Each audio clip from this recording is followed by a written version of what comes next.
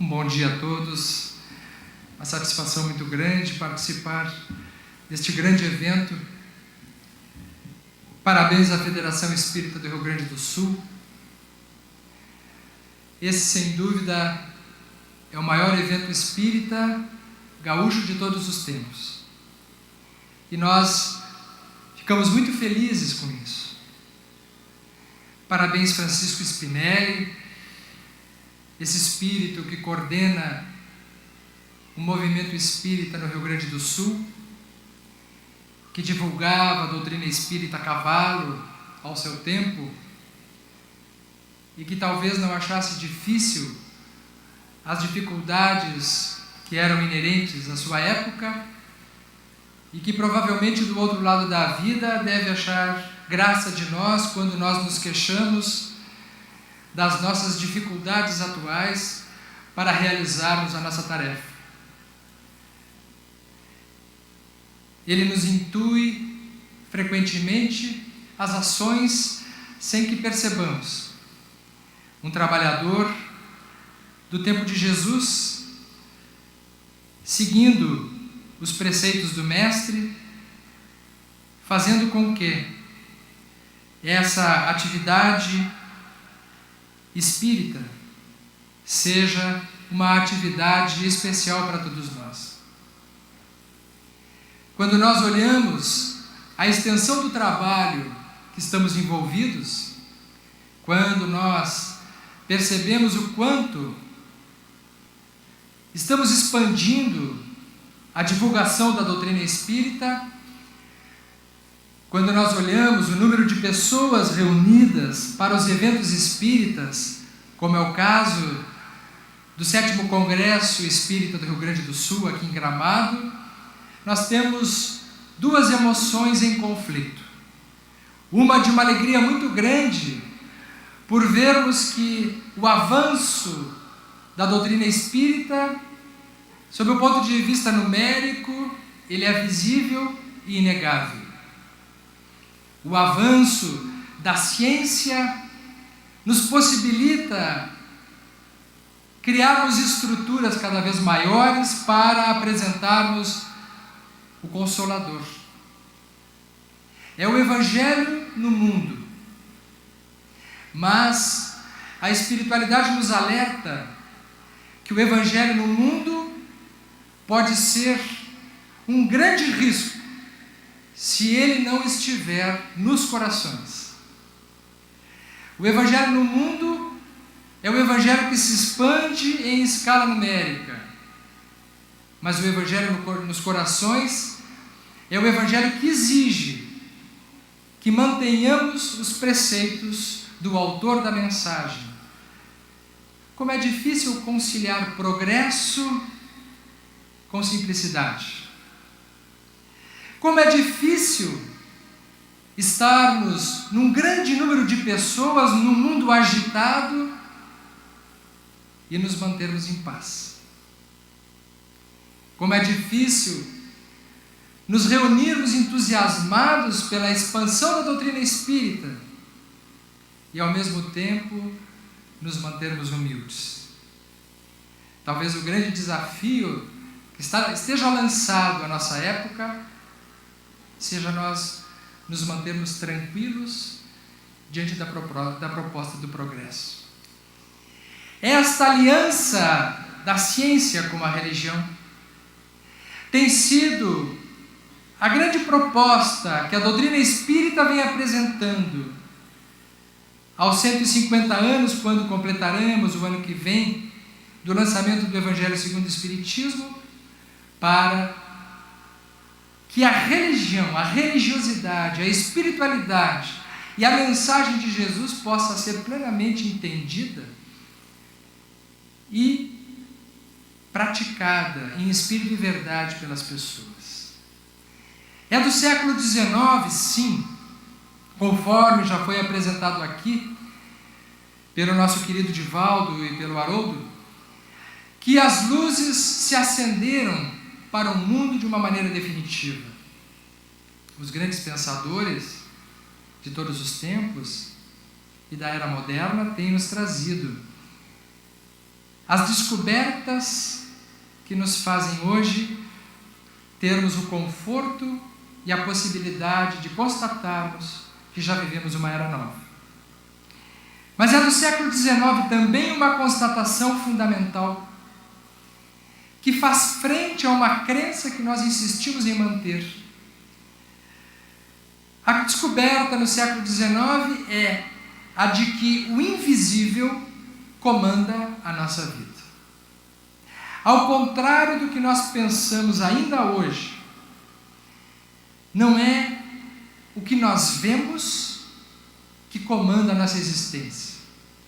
Não é aquilo que nós tocamos que realmente é o mais importante para os nossos destinos.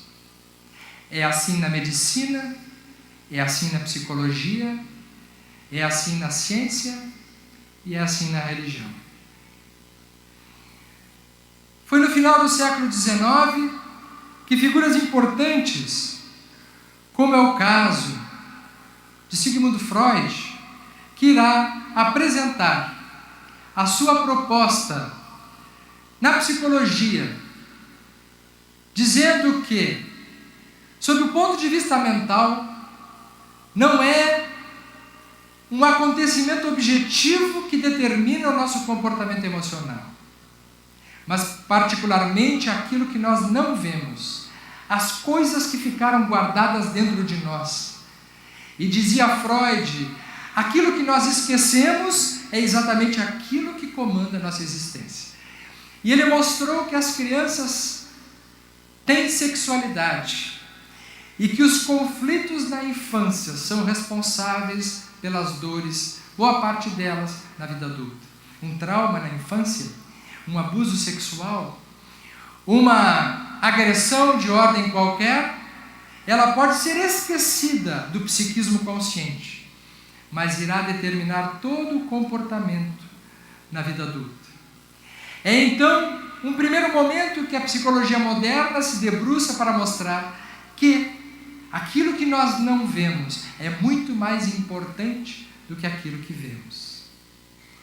Mas na medicina também foi no século XIX, mas em meados do século XIX, que Ignaz Semmelweis, também em Viena, um médico que apresentou as suas conclusões para o estudo da ciência no mundo moderno.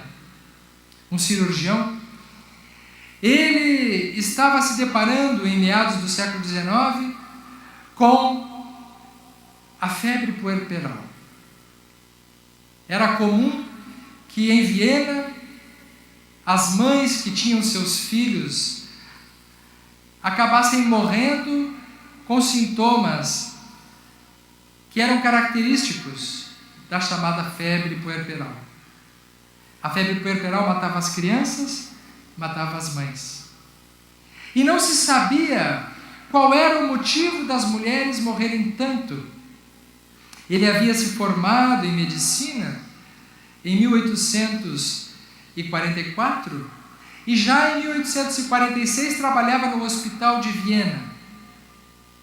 O hospital que era formado por uma equipe de médicos que tinham por também função formarem os estudantes, os residentes. Esses mesmos médicos tinham os piores índices de formação das doenças. Estranho. Estranho é que as filas se formavam para os atendimentos médicos, mas na ala dos médicos o índice de mortes era maior do que na ala das parteiras. O mais estranho ainda é que as mulheres que tinham filhos nas ruas tinham índices menores de mortalidade do que as mulheres que tinham filhos nos hospitais. Naquela época se acreditava que as mortes eram causadas por miasmas, por endemias.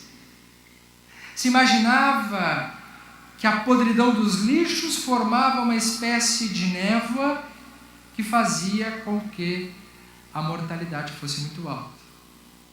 Mas não se sabia o que fazer com isso. Foi quando Samuel começou a estudar as características da febre puerperal. E ele percebeu que, à medida que os médicos saíam dos trabalhos de anatomia, atendendo os seus pacientes, os seus cadáveres, nas aulas de anatomia, com aquele mesmo bisturi que faziam os estudos, eles iam para as cirurgias depois para fazerem os procedimentos nas suas pacientes. Era elegante naquela época que o médico passasse de um atendimento para outro com o seu jaleco, com o seu avental ensanguentado. Era sinal de que o médico tinha muitos clientes, tinha muita experiência, era um médico confiável. Portanto, quando o médico chegava com aquele bisturi utilizado e com o seu avental ensanguentado, os pacientes ficavam mais tranquilos. Vou ser operado por alguém que não está operando pela primeira vez. Vejam só. Isso hoje pode parecer um absurdo, é um absurdo, porque nós já temos o conhecimento através da microscopia da existência dos micro-organismos. Mas naquela época, os micro-organismos ainda não eram uma realidade científica. E, portanto, qualquer pessoa que falasse na existência de seres microscópicos era taxado como um visionário, como alguém que estava fantasiando. Então não se acreditava que pudessem existir micro-organismos. Portanto, não haviam infecções, contaminações. Samuel começou a especular qual era a explicação, portanto, destes fenômenos. Como na ala das parteiras tinha menos mortalidade que na ala dos médicos, ele começou a ver o que acontecia na ala dos médicos que não acontecia na ala das parteiras. E ele recomendou que os médicos atendessem suas pacientes com mais carinho. Talvez fosse isso. Os médicos começaram a atender os pacientes com mais carinho, mas a mortalidade continuava grande. Continuavam chegando das aulas de anatomia com os mesmos jalecos, com os mesmos instrumentos. O padre que tocava a sineta dando a extrema unção, foi recomendado que fosse fazer alguma outra coisa em alguma outra área, porque cada vez que tocava a sineta para a mulher que estava recebendo o filho na outra ala, já era sinal de que a da ala anterior tinha morrido. Então poderia ser um efeito psicológico, mas isso também não resolveu o problema. Então ele pensou, devem ser os miasmas da ala dos médicos, vamos trocar as alas. Os médicos passam para a ala das parteiras e as parteiras todas passam para a ala dos médicos. Só que aonde os médicos iam, a morte ia atrás. Trocou o índice de mortes para a ala aonde os médicos estavam. Que problema era este? Foi quando então ele, já cansado, pensando, sem saber o que poderia ser, pois que se descreve que Samuel era uma personalidade difícil, ele era autoritário, ele era prepotente também, como boa parte desses homens pioneiros nas grandes descobertas, de difícil relacionamento, entrou num estresse extremo e tirou férias. No lugar dele ficou um colega, de nome Koletska. E quando ele voltou, ele soube que o seu colega havia morrido com os mesmos sintomas da febre puerperal, das gestantes e das crianças. Ele havia, de forma descuidada, cortado a sua mão durante uma cirurgia. E após ter cortado a sua mão durante a cirurgia, ele começou a apresentar peritonite, começou a apresentar infecções no abdômen, apresentou encefalite, meningite e problemas derivados de uma infecção sistêmica que hoje se conhece, e acabou morrendo com os mesmos sintomas daquela ferida infectada. E ele desconfiou. Então deve ser o bisturi que está carregando partículas cadavéricas. Então ele determinou que a partir daquele momento, todos os médicos deveriam lavar em solução clorídrica, em ácido clorado, os seus bisturis, trocar os seus jalecos e lavar as mãos antes dos procedimentos com as gestantes. Alguns médicos, depois de 25 anos de formado, disseram: o quê? Eu não vou mudar a minha rotina, porque eu já estou acostumado a atender as pessoas desta forma há 25, 30 anos. E isto é uma bobagem. Houve uma grande resistência dentro do hospital, mas o diretor do hospital assim ordenou que fosse feito. E sob protestos, as equipes de saúde começaram a atender agora mediante esses cuidados. E os índices, que eram de em torno de 12% de mortalidade daquelas gestantes, caiu para 1%, 1,2%. Estava constatado pela primeira vez que os cuidados de asepsia tinham um resultado eficiente. Não se sabia bem por quê, mas as evidências médicas e científicas de que os cuidados de asepsia eram o suficiente para reduzir a mortalidade.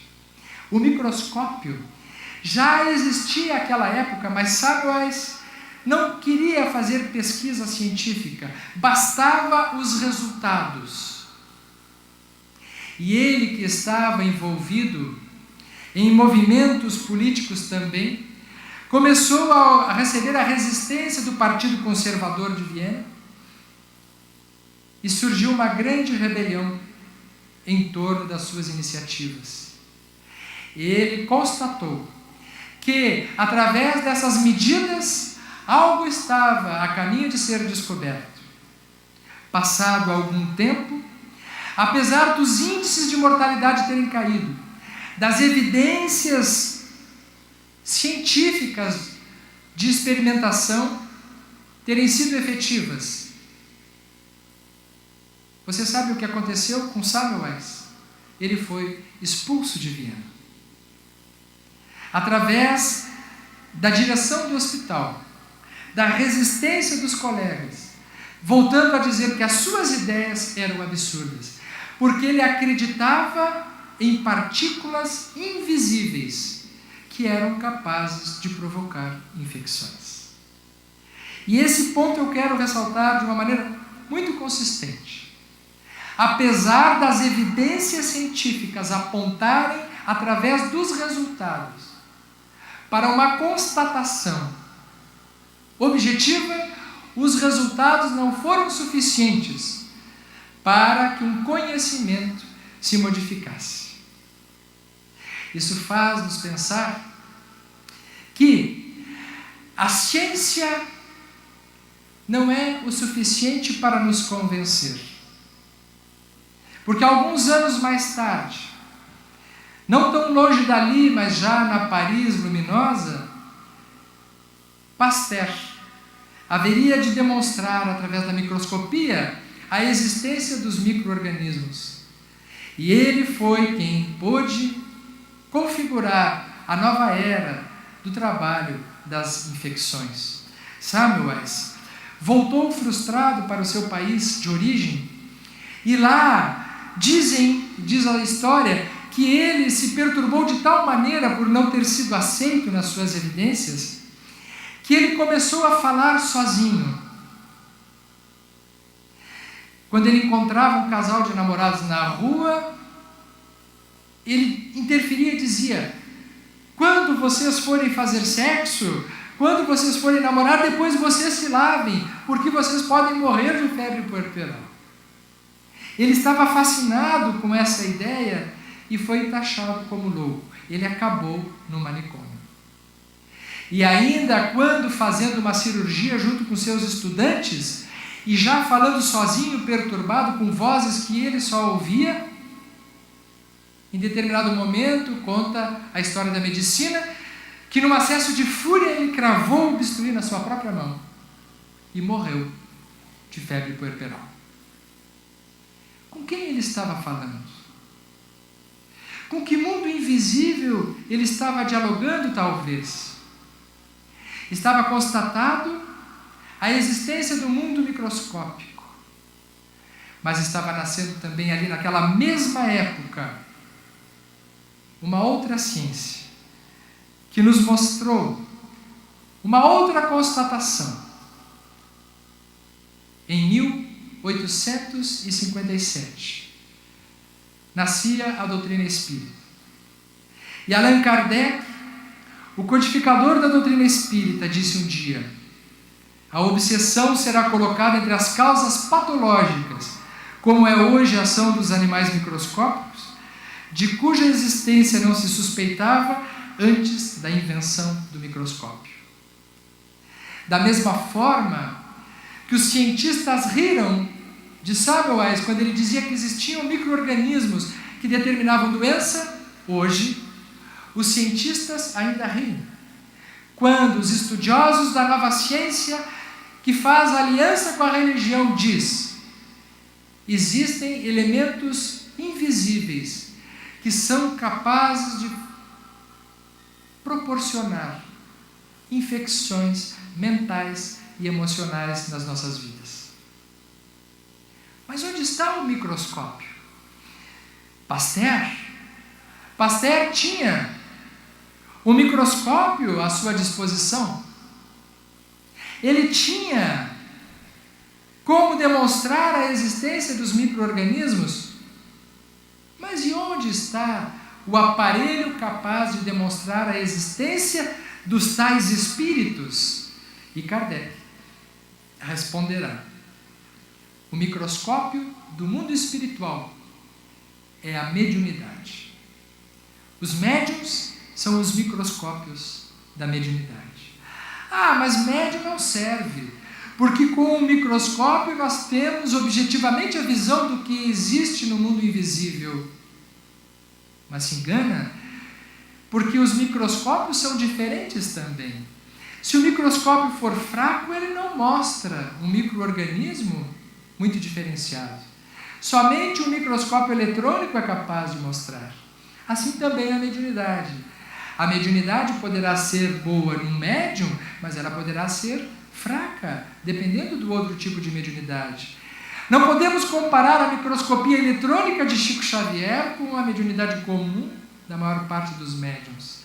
No entanto, o que importa não é exatamente a lente, mas o resultado da reunião universal de dados que Kardec foi conseguindo fazer na medida da codificação da doutrina espírita. Para mais adiante, ele nos apresentar um outro modelo no qual ele propõe que esta nova ciência teria condições de juntar os conhecimentos conhecidos da ciência comum com a religião. E é então quando, em 1864, ele lança o que já foi exposto magistralmente aqui pelo querido Haroldo Dutra, o Evangelho segundo o Espiritismo. O Evangelho segundo o Espiritismo já havia sido prenunciado há muito tempo. Mas de onde ele surge? Por que surgiu o Espiritismo? Por que surgiu o Espiritismo naquela época? E por quem surgiu o Espiritismo? Ele é a obra de quem? A obra do Espiritismo, ela está descrita no próprio Evangelho. No capítulo 1, item 8, dirá Kardec: ele é, pois, obra do Cristo, que preside, conforme igualmente o anunciou, a regeneração que se opera e prepara o reino de Deus na terra.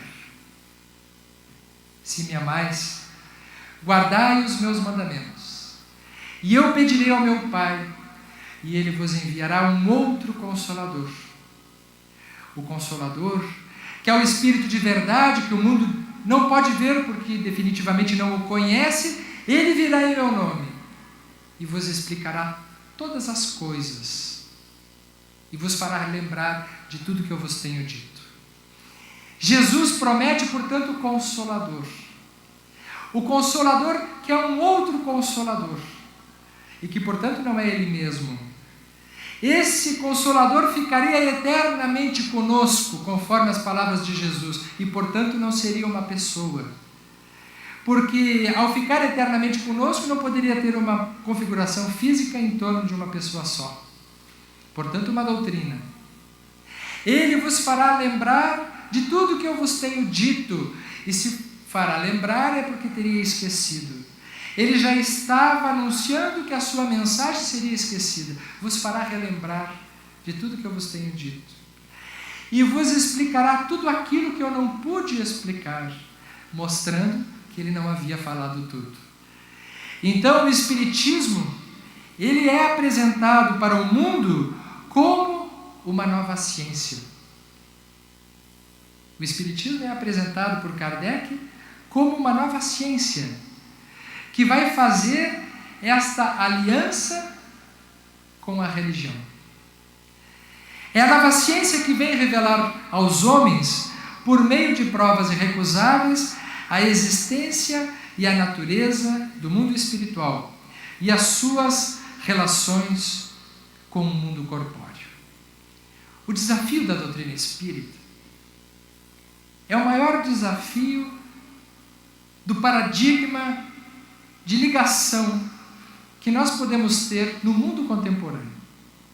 Porque nunca na história da humanidade uma religião pôde aceitar o desafio de enfrentar a razão. Por definição, religião é fé.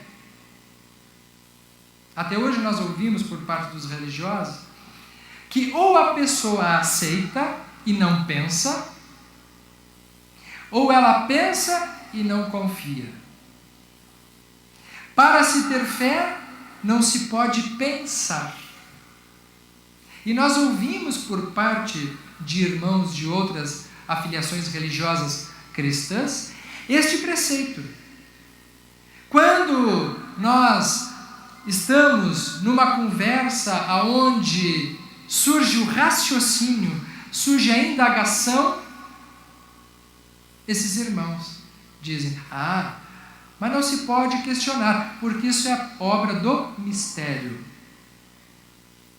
Eu me recordo quando eu fiz medicina numa universidade católica. E nós devemos muito à Igreja Católica.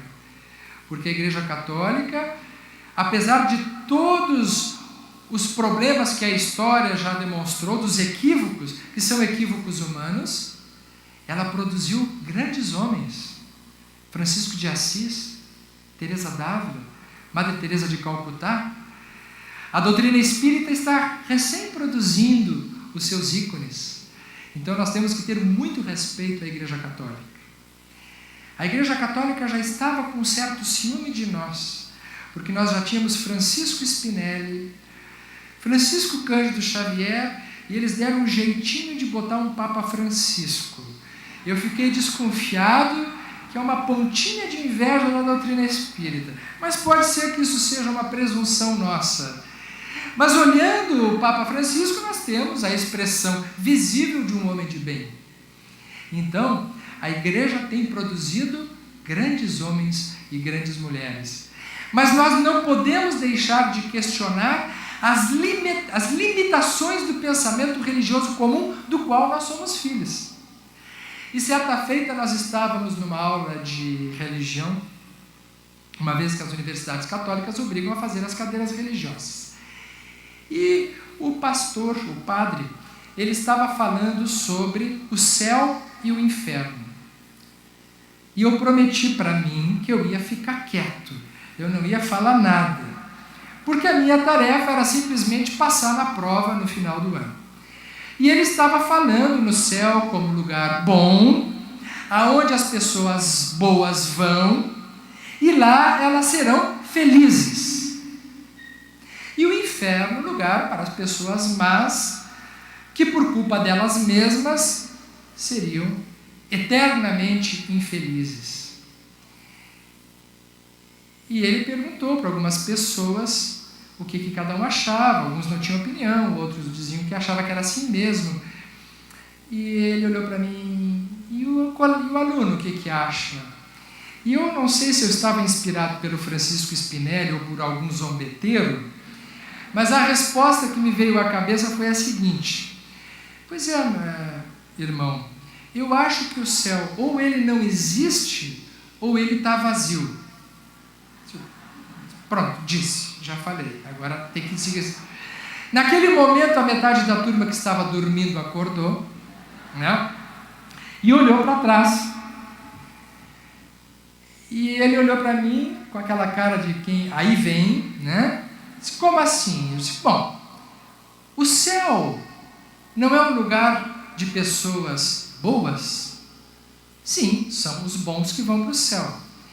E esse lugar que é de pessoas boas, não tem pessoas ruins, é somente a bondade que joga pessoas para o céu. Sim. O céu é um lugar de felicidade? Sim. É o lugar da maior... Não pode ter um outro lugar onde tenha mais felicidade que no céu. Não, o céu é o lugar da experiência máxima de felicidade. Irmão, está vazio. Não tem ninguém lá. Mas por quê? Eu digo, vamos pegar um exemplo de uma mãe. Uma mãe, uma pessoa muito boa. Uma pessoa maravilhosa. Ela vai para o céu? Sim. Mas se ela tiver um filho que se tornou um marginal, se envolveu com drogas e acabou cometendo crimes, cometendo muitas maldades, esse filho, ele não tem direito de ir para o céu, não é? O lugar dele é o inferno.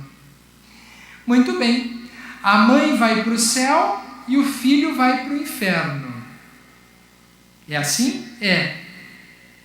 Bom, mas como é que essa mãe vai ser feliz no céu com o filho no inferno?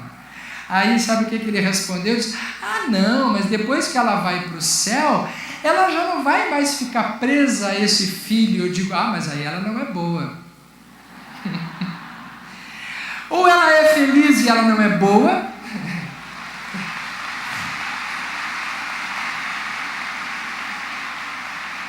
ou ela é feliz e não é boa, ou ela é boa e não é feliz. Felicidade e bondade, nesse nível, não conseguem andar juntas. O céu está vazio. É claro que isso arrancou risos e arrancou notas minhas, né, na prova. No final ele fez a pergunta, na última prova ele fez a pergunta sobre o céu e o inferno, né? Eu respondi conforme a teologia da igreja, obviamente para passar de ano, e coloquei uma observação embaixo, dizendo, o senhor sabe que não é nisso que eu acredito, mas essa é a resposta que o senhor espera ouvir. Passei de ano. Então, a doutrina espírita coloca esse tipo de problema na nossa vida. Coloca esse tipo de conflito na nossa existência. Mas é um conflito necessário. Porque se nós abrirmos mão do pensamento e da razão, nós não estamos preparados para enfrentar a ciência. E permanece o abismo entre ciência e religião. Mas, vamos adiante. Será que, nos dias de hoje, os sonhos de Kardec já se concretizaram? O que vocês acham? 150 anos de aliança da ciência com a religião. Kardec conseguiu trazer uma cartografia perfeita de estudo da doutrina espírita dentro da linguagem da ciência. A linguagem de Kardec era tão perfeita, o método de Kardec era tão exato, que ele utilizou uma epistemologia e uma metodologia que a sua época continua sendo o método utilizado pela ciência dos dias de hoje para verificar as evidências, que é o método da consagração universal de dados. Naquela época como agora, a ciência não espera que as coisas tenham uma causa definitiva e única para a explicação de todos os fenômenos, mas que tenha vários fatores coincidentes que tragam evidências para demonstrar uma hipótese de verdade. Kardec conseguiu demonstrar ao seu tempo que, dentro da metodologia científica, da experimentação, pela validação de dados, que o Espiritismo é uma ciência. Mas será que os sonhos de Kardec já se concretizaram no mundo de hoje? Por que o Espiritismo hoje ainda não é matéria científica nas universidades? Por que nós participamos de eventos de natureza científica e o conhecimento do paradigma da humanidade comum ainda não está baseado nos estudos de Kardec? E aqui nós temos que dizer uma coisa muito importante, muito séria, porque definitivamente nós não nos convencemos apenas pela ciência. A ciência não é o suficiente para nortear o conhecimento da humanidade. Ao tempo de Aristóteles, ele já dizia: a política é a mãe de todas as ciências. Quem comanda o conhecimento no mundo não é a ciência, é a política.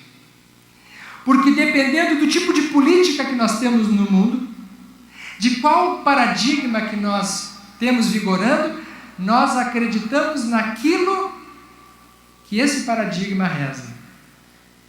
Fosse assim, Semmelweis teria sido acreditado ao seu tempo. E o fato é que nós vivemos hoje o paradigma materialista ainda. O mundo ainda não estava preparado para que as assertivas de Kardec, da doutrina espírita, pudessem ser validados. E esse paradigma materialista, ele mostra ainda hoje, insiste, que o cérebro, ele é a pessoa. Ainda se pensa, como Francis Crick, o descobridor da dupla hélice do DNA, prêmio Nobel de Medicina, palavras dele: você, suas alegrias e sofrimentos, seu senso de identidade e sua vontade não passam da expressão do comportamento de uma ampla rede de células nervosas e suas moléculas associadas. É incrível, mas o paradigma científico materialista da atualidade ainda acredita nisso. Ainda acredita que nós, aqui, nada mais somos do que uma ampla rede de células nervosas e moléculas associadas, e a nossa alma, ela é um subproduto desse funcionamento cerebral. Então nós, como seres humanos, somos uma ilusão. Algum tempo atrás, num congresso, aqui mesmo na Serra Gaúcha, participando de um grande congresso da especialidade da psiquiatria, nós ouvimos um colega dizer que todos os conhecimentos religiosos tinham sido derrubados. Que a ideia de alma era uma grande bobagem, uma grande ilusão. Que nós precisaríamos superar esse ranço antigo da humanidade. Que a nossa existência nada mais era, conforme Francis Crick, do que uma ampla rede de conexões nervosas. E ao final, quando foram feitas perguntas para ele, eu tive a oportunidade de perguntar. Eu não sei por que eu não fico quieto nesses eventos. Se ele acreditava que esta realidade responderia pela totalidade das expressões humanas. E pude citar a ele todas as obras da humanidade, as obras científicas, mas não apenas, as obras artísticas, Michelangelo, Leonardo da Vinci, Beethoven, Bach, obras da sensibilidade humana.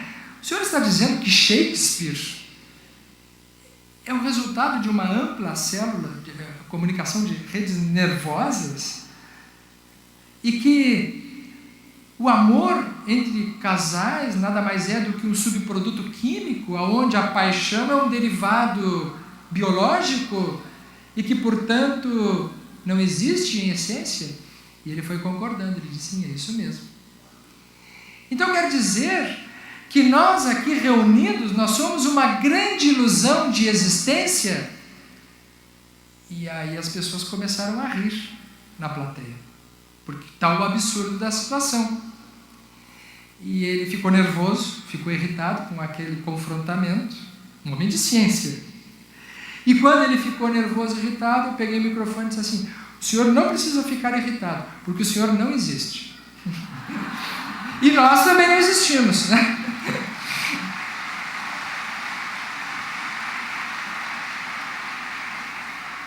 Então, essa colocação ela é tão ingênua. A colocação da ciência materialista ela é tão ingênua, porque o que o pensamento comum do paradigma materialista diz é que nós somos uma caixa de neurônios.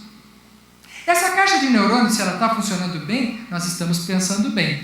No momento que eu tiver um traumatismo, eu deixo de pensar, portanto eu deixo de ser quem eu sou, o que prova que nós não somos uma alma, que nós somos o subproduto do funcionamento cerebral. Isso é de uma ingenuidade que custa crer como que cientistas renomados, como foi o caso de Francis Crick, um prêmio Nobel, foi capaz de lançar um livro tratando sobre isso, sobre a pesquisa científica sobre a alma. E ele coloca a hipótese espantosa do funcionamento celular. É como dizer: todos nós temos televisão em casa, todos nós temos um rádio em casa. Eu me lembro quando uma pessoa com um filho pequenininho, ele desmontou o rádio na sua casa, e a mãe chegou para ele e perguntou: filho, por que tu desmontasse esse rádio? E ele disse: eu queria descobrir a voz que estava dentro dele. E ele estava indo com uma chave de fenda desmontar a televisão da sala, para ver se descobria lá dentro o homem que estava falando. Né? Pois é, a gente ri, mas os cientistas continuam acreditando que o homem está dentro do cérebro. Continuam acreditando que a voz que fala é uma voz que está dentro dos neurônios. E não se dá conta que, assim como um rádio, assim como uma televisão, são aparelhos de transmissão de ondas. O locutor que está falando no jornal, ele não está dentro da televisão, ele está na emissora. E a emissora manda um sinal que, através dos engenhos de transistores dos aparelhos, são capazes de transmitir a imagem. Assim o nosso cérebro. O nosso cérebro ele é capaz de registrar a presença do espírito e transmitir as suas comunicações. Se nós tivermos uma lesão numa televisão, um defeito qualquer, ela não transmitirá mais a emissora. O que não quer dizer que a emissora esteja estragada. É o aparelho que está estragado. Se um corpo físico tem uma doença, um acidente vascular cerebral, ou um transtorno depressivo por alteração de serotonina, o espírito está impedido de manifestar a sua total potencialidade, mas isso não atinge a alma. Por isso que a doutrina espírita, nos colocando dentro da perspectiva da espiritualidade, nos oferece um novo paradigma, nos oferece uma nova maneira, que é de pensar que o cérebro é o instrumento de manifestação da mente. A mente age e interage com o cérebro. E as pesquisas atuais, dentro desse paradigma, têm sido muito promissoras. E mostramos aqui uma das pesquisas que colegas importantes do nosso movimento espírita, como é o caso do Júlio Preto Pérez, psicólogo, neurocientista, e do Alexander Moreira Almeida, têm podido demonstrar, através da ressonância nuclear magnética e funcional, por radioimagem, que o nosso cérebro apresenta determinadas peculiaridades e evidências, nas quais fica evidenciado que somente o funcionamento cerebral não é suficiente para expressar toda a potencialidade humana. Rapidamente, para exemplificar a pesquisa deles, eles levaram para os Estados Unidos, há pouco tempo atrás, e recém o ano passado, nós estávamos na Europa quando chegou o resultado da pesquisa deles, eles estavam inclusive junto com o Julinho, eles levaram 10 médiuns para serem estudados na Pensilvânia. E a pesquisa era a seguinte: médiuns psicógrafos inconscientes. A tarefa era a seguinte: eles escreverem um texto sem estarem mediunizados, criarem uma história. Imaginem vocês, eu dou um papel para vocês agora e digo assim: inventem a história que vocês quiserem. Se coloca eletrodos na mente que vai aparecer uma imagem do cérebro funcionando. O que aparece no cérebro? Aparece a área do pensamento, a área cognitiva, com um funcionamento ativado. A rede neural naquele campo fica mais estimulada, porque é a área do pensamento, é a área da criatividade.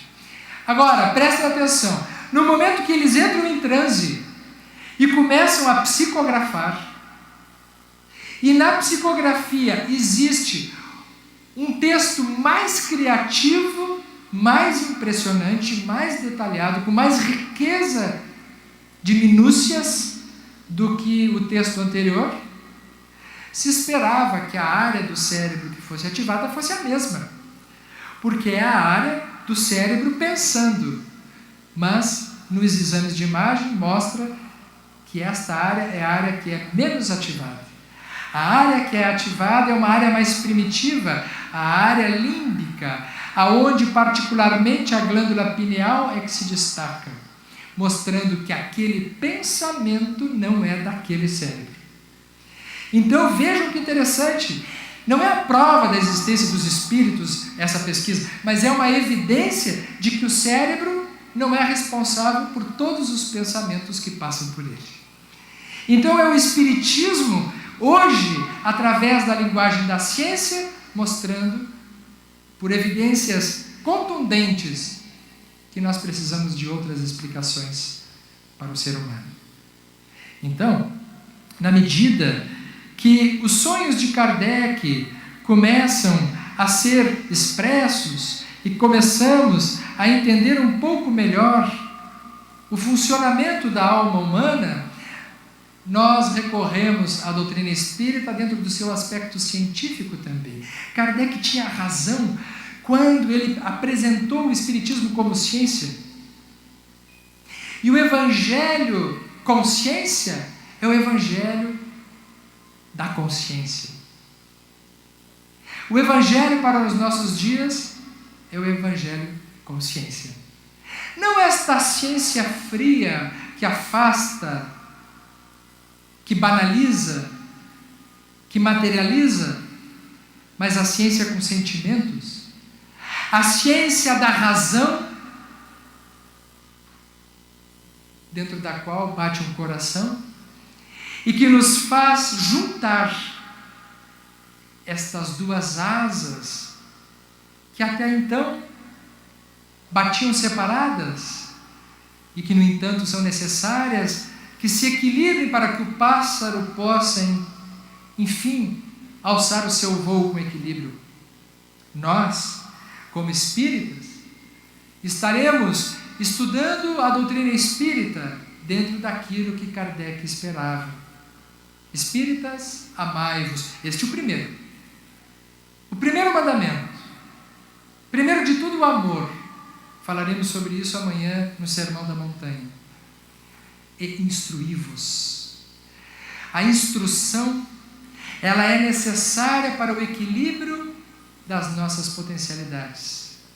É exatamente essa instrução que fará com que na nossa vida nós tenhamos condições de compreender e nos responsabilizar pelas nossas próprias decisões, pelas nossas próprias atitudes, pelos nossos próprios atos. A obra de Kardec é uma obra tão extraordinária e particularmente no Evangelho segundo o Espiritismo, ele também deixará em aberto para, mais adiante, ficar constatado no segmento da sua obra. O Cristo foi o iniciador da mais pura, da mais sublime moral, da moral evangélico-cristã que há de renovar o mundo, aproximar os homens e torná-los irmãos. Jesus continuou a obra, o Espiritismo a concluirá. André Luiz, na obra No Mundo Maior, através da psicografia de Chico Xavier, irá nos falar, pela orientação de Calderaro, na importância dos lobos frontais para o desenvolvimento da humanidade. Ele dirá que nesses campos pré-frontais, nos lobos superiores, está o campo virgem, para nós desenvolvermos a nossa moralidade, a nossa capacidade de sermos bons, de desenvolvermos os nossos potenciais. Na metade do século XX, Calderaro já estava antecipando a ciência que viria somente mais tarde constatar essa realidade científica. E hoje, nos estudos modernos da ciência, nós veremos, por exemplo, que uma pessoa que faz caridade, isso é resultado de pesquisa científica. A pessoa que faz caridade, pelos mesmos métodos de verificação da atividade funcional do cérebro, são ativados os centros de recompensa primitivos do nosso cérebro, os chamados centros do prazer. Por exemplo, uma pessoa que tem o hábito de comer chocolate. Aqui em Gramado ninguém gosta de comer chocolate. Mas a pessoa vicia. Por quê? Porque ativa o centro do prazer do nosso cérebro. Nós temos um centro de prazer no nosso cérebro, o chamado circuito de recompensa. Todas as coisas que nos deixam viciados é por estimulação desse centro de recompensa. Serve para as drogas também. É o caso do álcool, é o caso da cocaína, que encharca o cérebro nesta área de dopamina e faz um superestímulo dos chamados centros de recompensa. Muito bem. Quando nós temos um prazer equilibrado na nossa vida, esse centro de recompensa ele é ativado de uma forma equilibrada, de uma forma harmonizada. Vocês sabem o que hoje já se consegue constatar através de algumas pesquisas pioneiras? Cito, pesquisa do Dr. João Massenso, neurocientista espírita, fazendo uma pesquisa de conclusão de doutorado agora, neste momento, junto com o Dr. Jorge Moll, no Rio de Janeiro, que as imagens funcionais do cérebro de uma pessoa que faz caridade, que faz o bem, ela ativa também o centro de recompensa do cérebro. As imagens funcionais mostram que os centros de recompensa ficam ativados de forma apropriada. E agora o mais importante, não apenas o centro de recompensa do cérebro, mas os lobos frontais, as áreas nobres do nosso cérebro, confirmando as colocações de André Luiz no livro No Mundo Maior, em 1948. Vejam, comer chocolate ativa o centro de recompensa. Tomar cerveja pode ativar o centro de recompensa. Mas fazer caridade também ativa o centro de recompensa. E ativa outros caminhos do cérebro mais nobres, fazendo com que esta atividade seja mais completa do que simplesmente nós termos um hábito comum na nossa vida. É a aliança da ciência com a religião. É a definitiva ligação entre aquilo que Jesus dizia, que a pessoa que faz o bem é mais feliz.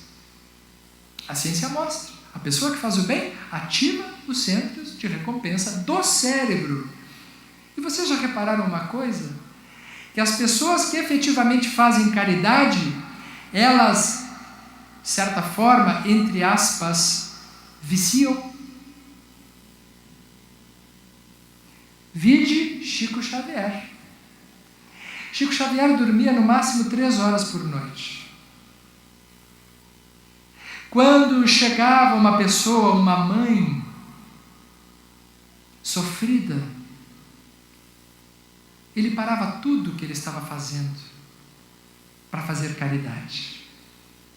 Quando nós olhamos a vida de Chico, nós ficamos achando, puxa, mas a vida do Chico foi muito difícil, ele deve ter feito muito sacrifício, e fez. Mas o que talvez a gente não saiba é que ele se sentia muito feliz. é que talvez ele tivesse uma recompensa que nós não temos ideia.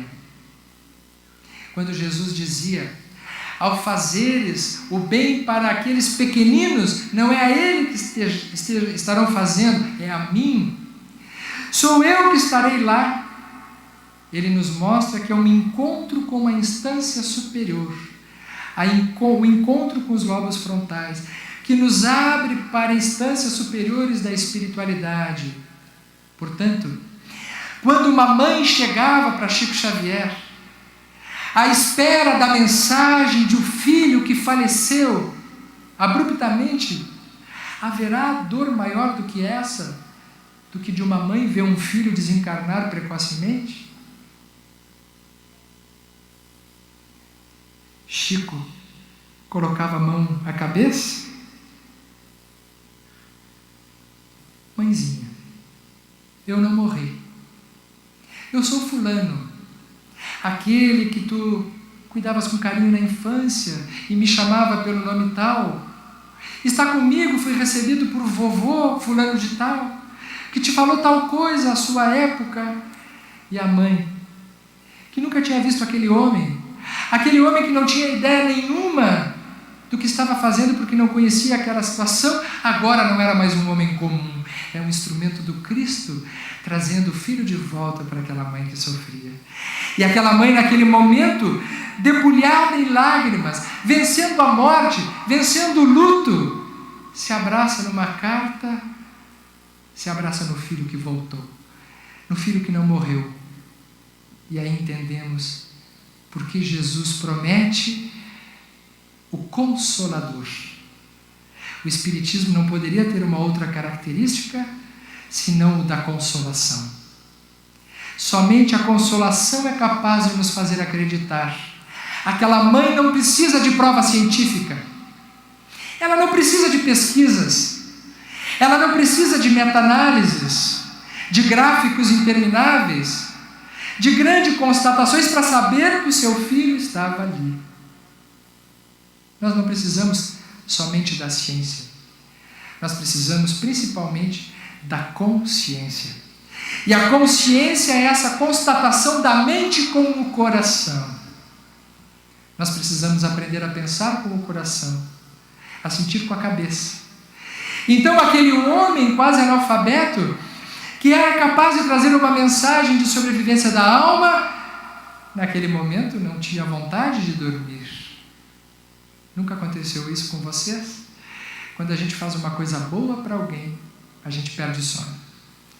Talvez isso explique por que as pessoas bondosas, as pessoas que fazem efetivamente caridade, não têm tanta necessidade de dormir. O sono, de certa forma, é compensado por esta grande ferramenta, que é a ferramenta do amor. O amor que Jesus consagrou no Sermão da Montanha. O amor que Jesus prometeu de volta através do Consolador. O amor que volta à vida de todos nós. O amor que nos faz vir a Gramado. Reunir 5.000 pessoas para ouvir a doutrina espírita. Não é só a doutrina espírita que nós estamos ouvindo aqui. Junto com a mensagem dos palestrantes, algo de muito maior está acontecendo. Plateias inumeráveis, maiores do que essa, nesse momento escutam o Cristo voltando até nós, celebrando essa nova era de paz, em que nós, como irmãos, possamos definitivamente estar caminhando na direção desta ligação definitiva da ciência com a religião.